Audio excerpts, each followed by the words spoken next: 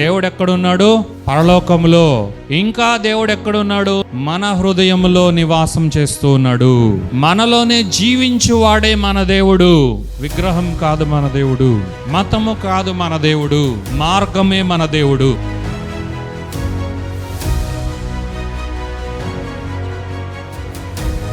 మాట మాత్రం సెలవిచ్చి మన జీవితాన్ని బాగు చేయువాడే మన దేవుడు. మాట ద్వారా స్వస్థత, మాట ద్వారా విడుదల, మాట ద్వారా ఆశీర్వాదం, మాట ద్వారా సంపన్నతను ఇచ్చే దేవుడే మన దేవుడు. ఆయన వాక్కు ద్వారా ఏదైనా చేయగలిగిన వాడే.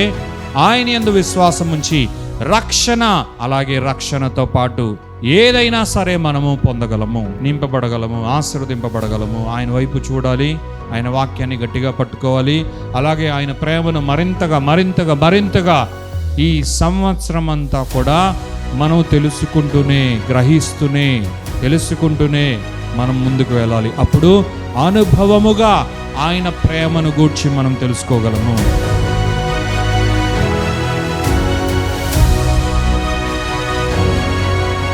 దేవుని కృపను బట్టి, దేవుని ప్రేమను బట్టి ఈ నూతనమైన సంవత్సరం మనము అనుభవించుటకు దేవుడు కృప చూపించాడు. నాకు ఈ కృప ఇచ్చాడు, మీకు ఈ కృప ఇచ్చాడు. హల్లెలూయా. ఇంకొంతకాలం నేను ఉండేలాగా దేవుడు దీవించాడు, ఇంకొంతకాలం మీరు కూడా ఉండేలాగా దీవించాడు.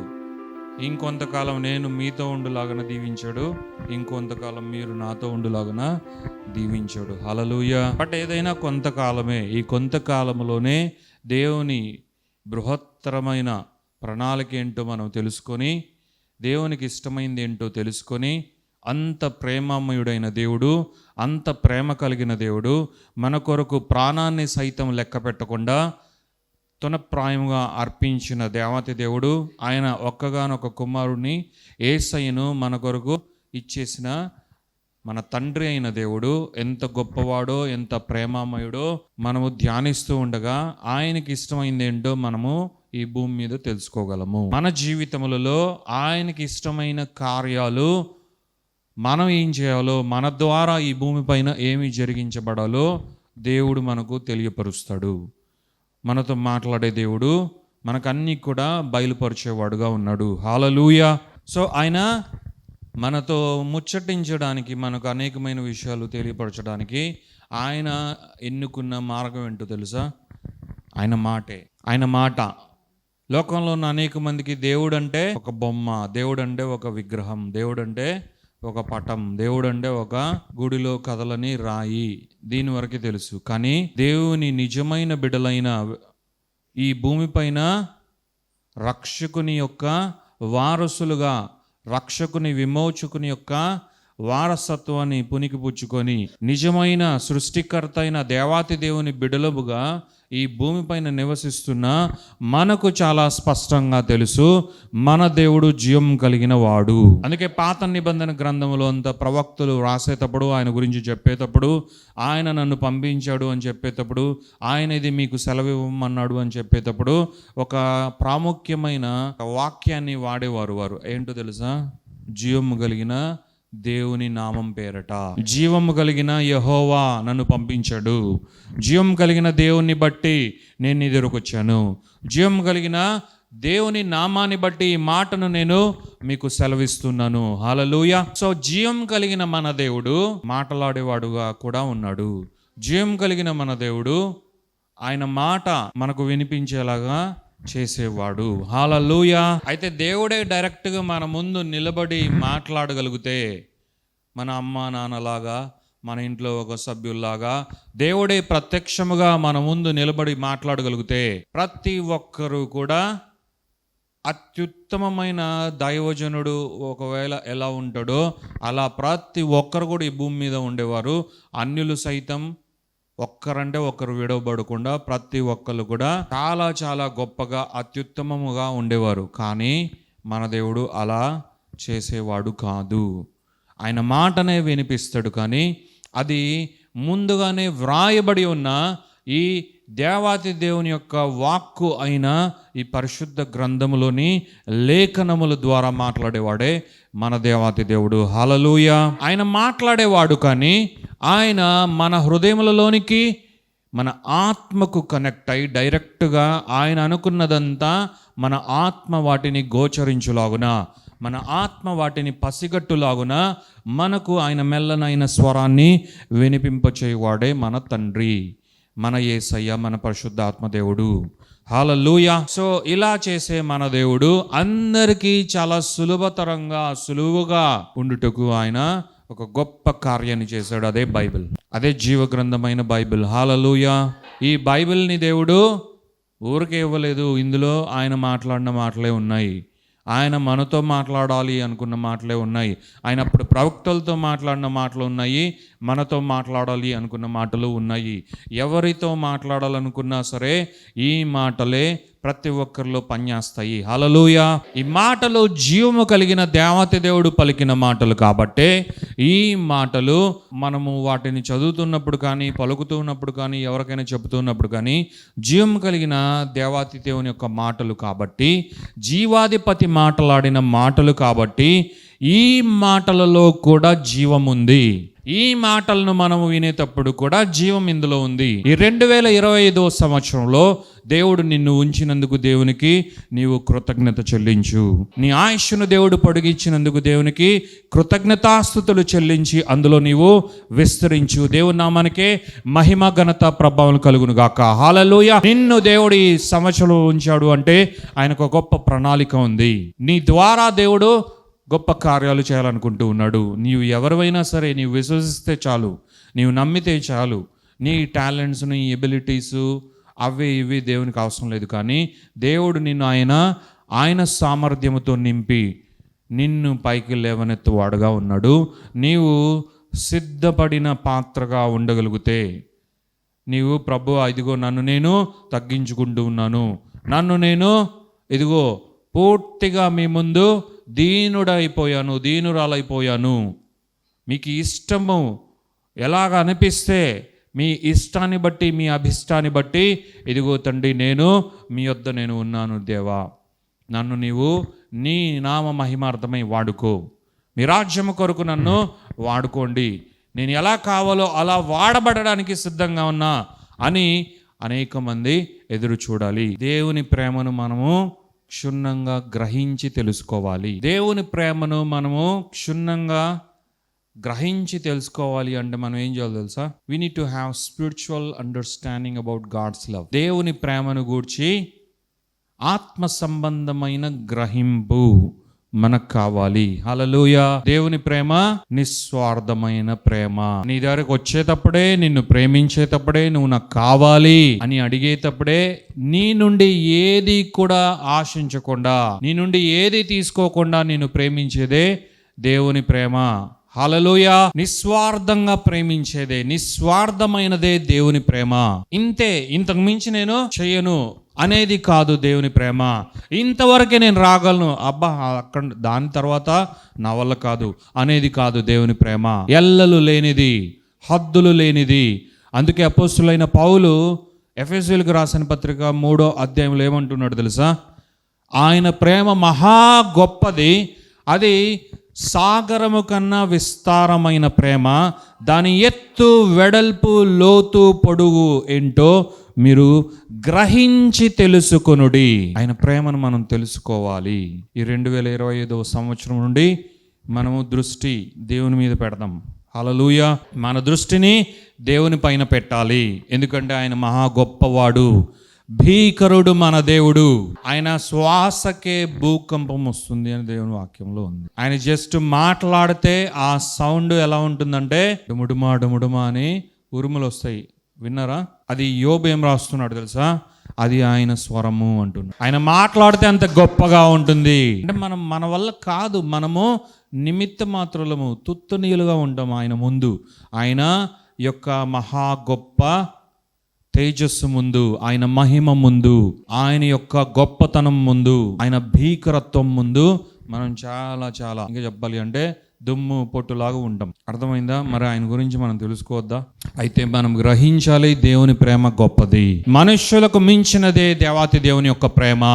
అత్యున్నతమైన ప్రేమ ఇది అడ్వర్టైజ్మెంట్ కాదు, ఇది జరిగిపోయిన ఒక శుభవార్త. హల్లెలూయా. జరిగిపోయిన ఈ శుభవార్తకు మనమే ప్రతినిధులము.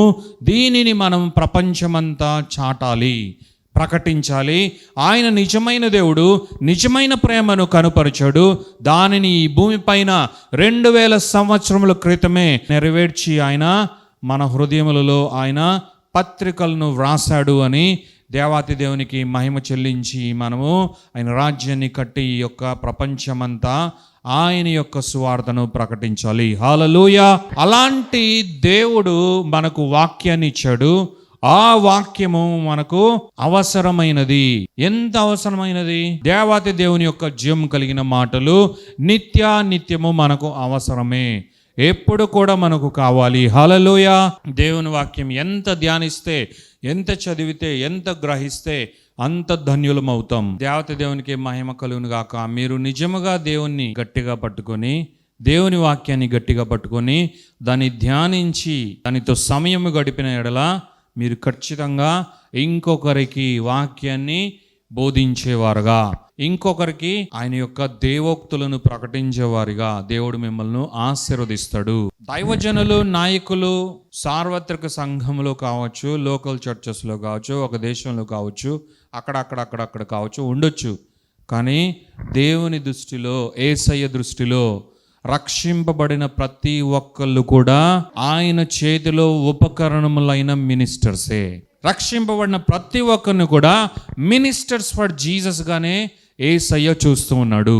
మనకు ప్రత్యేకంగా ఒకరు వచ్చి పాస్టర్ అని ఒక బిరుదో లేదంటే ఒక టైటిలో ఇవ్వాల్సిన అవసరం లేదు. ప్రత్యేకంగా ఒకరు వచ్చి మనల్ని ఇలా అని పిలవాల్సిన అవసరం లేదు. కానీ మనకు టైటిల్స్ ఉన్నా లేకపోయినా, డాక్టర్స్ ఉన్నా లేకపోయినా, ఏమి ఉన్నా లేకపోయినా, మనమైతే మాత్రం యేసుక్రీస్తు ప్రతినిధులముగా యేసయ్య పరిచారకులమై ఉన్నాము.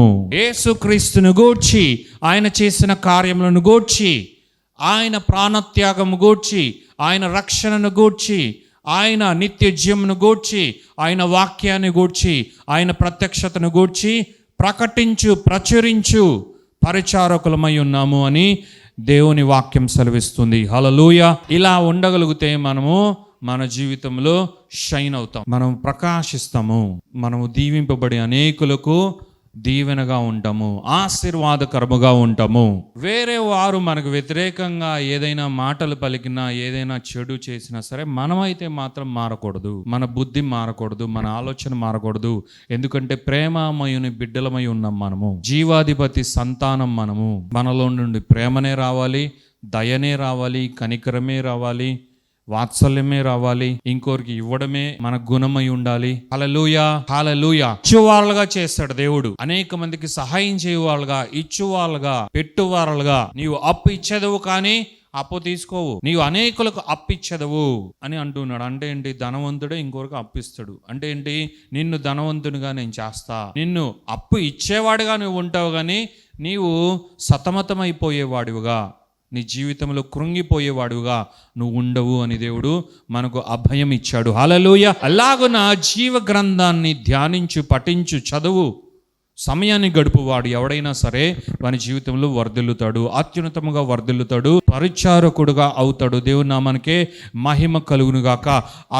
అలాంటి గుణాన్ని మనము ఈ యొక్క సంవత్సరము ఇమిడింప చేసుకోగలిగితే, మనము మన జీవితంలో ఈ సంవత్సరం ప్రాక్టీస్ చేయగలిగితే నువ్వేం చేయగలవో తెలుసా? దేవుని ప్రేమను మరింతగా తెలుసుకోగలవు, దేవుని ప్రేమను గ్రహించి మరి నీవు తెలుసుకోగలవు, దేవుని ప్రేమను గ్రహించి అనుభవాన్ని నీవు నీ జీవితంలో గడించగలవు. తద్వారా నీవు అనేకులకు, ఇదిగో అయ్యా నా జీవితంలో ఈ గొప్ప కార్యం జరిగింది, ఈ గొప్ప మేలు దేవుడు నా జీవితంలో చేశాడు, నేను ఇలా ఉన్నాను, ఇలా అయిపోయేవాడిని, కానీ దేవుని వాక్యాన్ని నేను జ్ఞాపకం చేసుకున్నా. దేవుడు ప్రత్యక్షంగా దిగి వచ్చి, నా కుమారుడా ఇదిగో నేను నిన్ను దీవిస్తున్నా అనాల్సిన అవసరం లేదు. ఆయన ఎప్పుడో దీవించేశాడు, ఆయన వాక్కు ఇచ్చేశాడు దేవుడు ఎప్పుడో. అందుకే మనం విశ్వాసమై ఉండాలి. అర్థమవుతుందా? సూచనలు, అద్భుతాలు, ఆశ్చర్యక్రియలు జరుగుతూనే దేవుడు ఉన్నాడు. వాళ్ళ జీవితంలో దేవుడు గొప్పగా ఉన్నాడు, మన జీవితంలో లేడే అనుకోవాల్సిన అవసరం లేదు. ఆయన సూచనలు, గొప్ప క్రియలు, ఆశ్చర్యక్రియలు అద్భుతాలు అవి కూడా చేస్తాడు, కానీ అవసరమైనప్పుడు చేస్తాడు. నీ జీవితంలో అవి అవసరమైనప్పుడు చేస్తాడు. కానీ సహజ సిద్ధంగా దేవుడు నీకేమి ఇచ్చాడు తెలుసా? వాక్యాన్ని ఇచ్చాడు. ఆ వాక్యము ఎవరికైనా పనిచేస్తుంది, ఎవరైనా. అందుకే యేసయ్య అంటున్నాడు తెలుసా? Whosoever believeth he shall receive. హల్లెలూయా, హల్లెలూయా. ఎవరు విశ్వసించినా, ఎలాంటి వానికైనా విశ్వసిస్తే కార్యం జరుగుతుంది. ఎలాంటి వానికైనా ఈ బైబిల్లోని వాక్యం పనిచేస్తుంది. అది ఎలాంటి వారైనా, రక్షింపబడిన మనమైనా, రక్షింపబడిన వాడు కూడా అన్యుడై ఉండి వానికి ఒక కార్యం కావాల్సి వచ్చి దేవుని వాక్యాన్ని నమ్మాడనుకో, తద్వారా దేవుణ్ణి నమ్మాడనుకో, తద్వారా దేవుడు నాకు ఖచ్చితంగా ఇది చేయగలడు, యేసయ్యకు ఆ శక్తి ఉందని నమ్మాడనుకో, వానికి ఆ కార్యం జరుగుతుంది. కాకపోతే వాడు ఆ కార్యం పొందుకొని అడ్రస్ లేకుండా మరలా వెనక్కి వెళ్ళిపోయాడు అనుకో, మరలా మనం ఏం చేయలేం. మన జీవితంలో వచ్చే ఆటుపోట్లు, ఎదురుగాలులు, తర్వాత సాతాను యొక్క దాడి అవన్నీ కూడా మరలా మామూలుగానే ఉంటాయి. అయితే దేవుని బిడ్డలకు మాత్రమే ఒక వలయాన్ని దేవుడు చుట్టూ ఉంచి ఉంటాడు. పరిశుద్ధ వలయం అనగా దేవదూతలు అన్న ఒక కాపుదలను దేవుని బిడ్డలైన వారికి ఎప్పుడు కూడా దేవుడు వేసి ఉన్నాడు. అందుకే మనం బయటికి వెళ్ళినప్పుడు వచ్చినప్పుడు ఏమని ప్రార్థించాలి?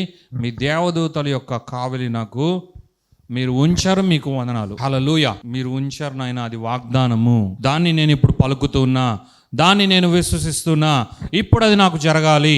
నేను వెళ్తున్నా అంటేనే నీకు తెలియకుండానే ఒక ఫ్లైట్ అంత హైట్ లో ఒక దేవదూత నీ వెనకాల, నువ్వు ఇంతే ప్యాంట్ వేసుకుని ఉండొచ్చు, ఇంతే షర్ట్ వేసుకుని ఉండొచ్చు, నీ వెనకాల ఒక 50 అంతస్తులంత ఎత్తు కలిగిన దేవదూత వస్తా ఉంటాడు. ఇంకా నువ్వు మంచోడు అనుకో, ఇంకా భక్తి కలిగి ఉన్నావు అనుకో, ముందర ఇంకొక దేవదూత పోతా ఉంటాడు. నువ్వు ఇంకా అభిషిక్తుడు అనుకో, ఆ పక్క ఈ పక్క ఆ పక్క మొత్తము మనం ఫిజికల్గా మాత్రమే చూస్తాం. మోడీకి ఓయమ్మ ఇంత కాన్వాయా అని మనం భౌతికంగానే చూస్తూ ఉండొచ్చు. అంతకు మించిన కాన్వాయి దేవుడు తన బిడ్డలైన వారికి ఇచ్చేశాడు. ఇవన్నీ నిజాలే, ఇవన్నీ నిజమైన నిజాలు, ఇవన్నీ సత్యమైన నిజాలు, సత్యమైన నిజాలు. మనం వీటిని నమ్మము, వీటిని పట్టించుకోము. వీటికంటే ఎక్కువగా టీవీలో వచ్చేవి, మన ఫోన్లో వచ్చేవి, మన బాబాయ్ పిన్నిలు మనకు వాట్సాప్లో పెట్టేవి, వాళ్ళకు మనం పెట్టేవి, ఏం పని పాట ఏం ఉండదు అనమాట.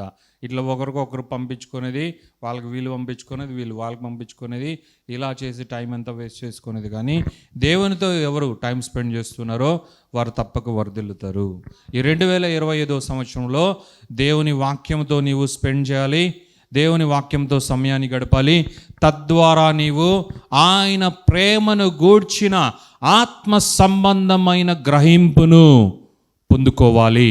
వాక్యాన్ని ఎవరైతే బాగా ధ్యానిస్తారో, సమయాన్ని గడుపుతారో, వారు ఆత్మ సంబంధమైన గ్రహింపును, దేవుని ప్రేమ పట్ల కలిగి ఉంటారు. దేవుని ప్రేమ ఎంత గొప్పదో, ఎంత ఎత్తు, ఎంత వెడల్పు, ఎంత లోతు, ఎంత దూరము ఆయన మనల్ని ప్రేమిస్తూ ఉన్నాడు అన్న గ్రహింపు, అన్న ఆత్మ సంబంధమైన గ్రహింపు వాక్యమే మనకు ఇస్తుంది. కాబట్టి మన సమయాన్ని సద్వినియోగపరుచుకొని, మన సమయాన్ని చక్కగా మనం వినియోగించుకొని, వ్యర్థమైన వాటికి, వ్యర్థమైన దానికి మనము పోక, వాటిలో మన సమయాన్ని వృధా చేసుకొనక, ఈ 2025 మనం సద్వినియోగపరుచుకొని మనము జాగరూకులమై ఉండాలి. తద్వారా మనము దీవింపబడాలి, తద్వారా మనం ప్రార్థించే వారు దీవింపబడాలి, తద్వారా మనం ఎంతమంది దగ్గరకైతే సేవ కొరకు, పరిచర్య కొరకు, ఆయన పని నిమిత్తమై వెళ్తామో వారందరూ కూడా దీవింపబడాలి. హల్లెలూయా. నీవు అలా చేయగా నీ పైనున్న ఆశీర్వాదం, అభిషేకం అనేక మందిని తాకుతుంది. మరియమ్మ మనలాంటి అమ్మే, ఆమె దీవింపబడింది యేసయ్యను బట్టి, అంతేగాని యేసయ్య ఆమెను బట్టి కాదు. దేవుడు ఈ యొక్క లోకానికి రావడానికి ఒక ద్వారం, ఒక పాత్ర, ఒక మనిషిని వాడుకున్నాడు, ఆమె మరియమ్మ. కానీ దేవుడు యేసయ్యే. సరే, మరియమ్మ ద్వారా యేసయ్య వచ్చాడు. ఆ మరియమ్మని ఎవరు ఈ భూమి మీద పంపించింది? యేసయ్యే. హల్లెలూయా. మరియమ్మకు ముందే యేసయ్య ఉన్నాడు. మరియమ్మను సృష్టించింది యేసయ్యే. మరియమ్మ వాళ్ళ నాన్నను సృష్టించింది యేసయ్యే. వాళ్ళ తాతను సృష్టించింది యేసయ్యే. వాళ్ళ ముత్తాతను సృష్టించింది యేసయ్యే. మెస్సయ్య వస్తాడు అని యూదుల చరిత్రల్లో చరిత్ర పుటలలో వ్రాయబడింది, కానీ మరియమ్మ వస్తుంది అక్కడ వేలంగనిలో ఒక గుడి కడుతుంది అని రాయలేదు. హల్లెలూయా. మెస్సయ్య అంటే ఎవరు? దేవుని కుమారుడు అనే యొక్క బిరుదే మెస్సయ్య. యూదులు దేవుని కుమారుడు అనేదానికి మెస్సయ్య అని వ్రాసుకోవడం జరిగింది. మెస్సయ్య అంటే దేవుని కుమారుడు, క్రీస్తు అని అర్థం. ద సన్ ఆఫ్ గాడ్, అందుకే సన్ ఆఫ్ గాడ్ మూవీ వచ్చింది. దేవుని కుమారుడు. హల్లెలూయా. సృష్టికర్త అయిన దేవుని కుమారుడు, తండ్రి అయిన దేవత దేవుని యొక్క కుమారుడే యేసయ్య. యేసయ్యనందే రక్షణ. అందుకే యేసయ్య ఏమంటున్నాడు? నేనే మార్గం, సత్యం, జీవం. అంటే అర్థం ఏంటి? తండ్రిని చూపించేవాడు నేనే, తండ్రి వద్దకు తీసుకువెళ్ళువాడును నేనే, రక్షణ నేనే, విమోచన నేనే, పాప క్షమాపణను ప్రకటించువాడును నేనే. ఆయన యందే రక్షణ, ఆయన యందే విమోచన. ఇది సువార్త. దేవుడు ఎక్కడున్నాడు? మన తల పైగా. దేవుడు ఎక్కడున్నాడు? పరలోకములో. ఇంకా దేవుడు ఎక్కడున్నాడు? మన హృదయంలో నివాసం చేస్తూ ఉన్నాడు. మనలోనే జీవించువాడే మన దేవుడు. విగ్రహం కాదు మన దేవుడు, మతము కాదు మన దేవుడు, మార్గమే మన దేవుడు. మాట మాత్రం సెలవిచ్చి మన జీవితాన్ని బాగు చేయువాడే మన దేవుడు. మాట ద్వారా స్వస్థత, మాట ద్వారా విడుదల, మాట ద్వారా ఆశీర్వాదం, మాట ద్వారా సంపన్నతను ఇచ్చే దేవుడే మన దేవుడు. ఆయన వాక్కు ద్వారా ఏదైనా చేయగలిగిన వాడే. ఆయన యందు విశ్వాసం ఉంచి రక్షణ, అలాగే రక్షణతో పాటు ఏదైనా సరే మనము పొందగలము, నింపబడగలము, ఆశీర్వదింపబడగలము. ఆయన వైపు చూడాలి, ఆయన వాక్యాన్ని గట్టిగా పట్టుకోవాలి. అలాగే ఆయన ప్రేమను మరింతగా ఈ సంవత్సరం అంతా కూడా మనం తెలుసుకుంటూనే మనం ముందుకు వెళ్ళాలి. అప్పుడు అనుభవముగా ఆయన ప్రేమను గూర్చి మనం తెలుసుకోగలము.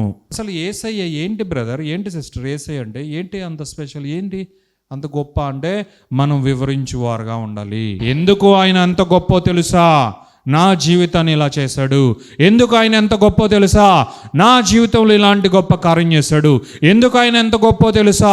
మానవుల కొరకు, నీచులైన, పాపులైన, దుష్టులైన, చెడిపోయిన, భ్రష్టత్వంలో ఉన్న, నరక పాత్రులైన మానవుల కొరకు, మానవ జాతి కొరకు పరిశుద్ధుడైన దేవుని కుమారుడైన యేసయ్య సశరీరుడై నరావతారిగా మనిషి రూపంలోనికి ఆయన పోయబడి పంపింపబడి ఈ భూమిపైకి వచ్చి, దేవుడైనా సరే మనిషిగా ఈ భూమి మీదకి వచ్చి అన్న ప్రాణాన్ని సైతం తునప్రాయముగా పెట్టాడు. ఆయన ప్రాణాన్నే మన కొరకు అర్పించాడు.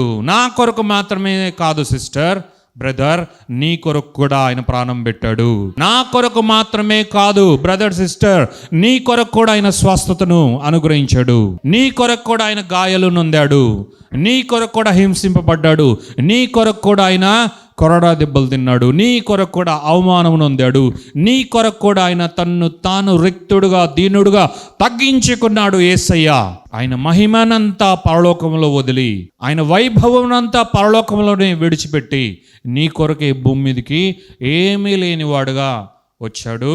అలాగే వెళ్ళేటప్పుడు కూడా ఏమీ లేనివాడుగా వెళ్ళిపోకుండా, వెళ్ళేటప్పుడు మనకు ఇవ్వవలసినవన్నీ ఇచ్చి పరలోకానికి వెళ్ళిపోయాడు. హల్లెలూయా. ఏమీ లేనివాడుగా ఈ భూమి మీదకి వచ్చాడు. అయితే ఆయన యొక్క శక్తి ద్వారా, ఆయన యొక్క విశ్వాసము ద్వారా, ఆయన యొక్క త్యాగము ద్వారా, అన్నిటికీ మించి ఆయన యొక్క ప్రేమ ద్వారా రక్షణను, విమోచనను, పాప క్షమాపణను, నిత్య జీవమును తండ్రి అయిన దేవుని నామం పేరట సంపాదించి అన్నిటినీ కూడా బహుమానములుగా మనకిచ్చి, మన చేతిలో పెట్టి, మన హృదయంలో పెట్టి, మన జీవితంలో పెట్టి, మన దేశంలో పెట్టి, మన ఈ భూ ప్రపంచంలో పెట్టి ఆయన పరలోకానికి ఆరోహణుడై వెళ్ళిపోయి తండ్రి కుడి పార్శ్వమున కూర్చొని ఇప్పుడు వేవేల దూతల చేత అదే వైభవాన్ని మరలా పొందుకున్నాడు. హల్లెలూయా. అంతకు మించిన ఘనతను తండ్రి ఎదుట యేసయ్య ఇప్పుడు పొందుతూ ఉన్నాడు, ఇప్పుడు కూడా పొందుతూనే ఉన్నాడు. తండ్రి అయిన దేవుడు యేసయ్యను అన్నిటిలో ఘనపరచాడు అని దేవుని వాక్యం సెలవిస్తుంది. తండ్రి అయిన దేవుని నామాన్ని అన్నిటికన్నా పైనామముగా, ఉన్నతమైన నామముగా యేసయ్య నామాన్ని తండ్రి అయిన దేవుడు చేశాడు అని దేవుని వాక్యం సెలవిస్తుంది. ఇంత గొప్ప దేవుని గురించి మనము ఎవరికైనా తెలియపరచడానికి ఆయన ప్రేమను ధ్యానించాలి, గ్రహించాలి, లోతుగా వెళ్ళాలి. అక్కడే ఉండాలి, సమయాన్ని గడపాలి. ఆయన ప్రేమ అనుభవపూర్వకంగా మనం తెలుసుకోవాలి. ఆత్మ సంబంధమైన గ్రహింపుతో కూడిన జ్ఞానాన్ని, ఆయన ప్రేమను గూర్చి మనం పొందాలి. అప్పుడు మనం నిజముగా మన జీవితంలో దేదీప్యమానంగా వెలుగుతాం. ఆయన వారసులమని అనిపింపబడి, ఆయన బిడలమని అనేకుల నోట పలకబడతాం. మనం చూసినప్పుడు వారు యెహోవా పరిచారకులని మనలను అనేక మంది అనాలి. మనల్ని చూసినప్పుడు యేసయ్యకు మినిస్టర్స్ కదా వారు చాలా మంచోళ్ళు, వారు చాలా ఆశీర్వదింపబడిన వారు, వారు చాలా ఉదార స్వభావం కలిగిన వారు, ఇచ్చేవారు, పెట్టేవారు, ప్రేమించేవారు, కృప చూపించేవారు, దయ చూపించేవారు, వాత్సల్యం వారిదే, ఇంకెక్కడ నేను అలాంటిది చూడలేదు అని మనలను గూర్చి అనేక మంది పలకాలి. తద్వారా దేవుని నామం మహిమపరచబడాలి. హల్లెలూయా.